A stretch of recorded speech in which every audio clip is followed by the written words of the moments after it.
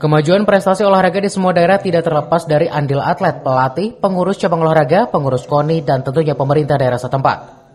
Sinergitas yang dibangun secara baik akan menghasilkan hasil yang baik pula. Hal ini yang diungkapkan Wali Kota Bogor Bima Arya Sugiarto pada rapat kerja KONI Kota Bogor tahun 2023 di Brahma Varuna Ballroom beberapa waktu lalu.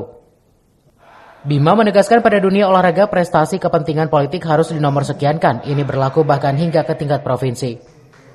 Wali Kota juga mengapresiasi kepengurusan KONI Kota Bogor yang terus bisa meningkatkan prestasinya di berbagai event daerah, nasional hingga ke tingkat internasional.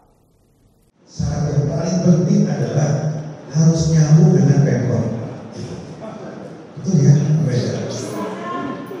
Ini belum kesana dulu, nanti dulu. Kalau nggak paham, ini sekalipun anggaran, kalau nggak kenal dengan para kadis, apalagi kadis orang, apalagi kalau berbeda dengan wali kota, susah.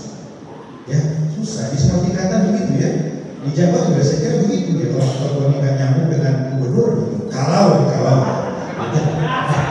Makanya coba itu. Jadi siapapun itu menurut saya kuncinya itu harus nyambung.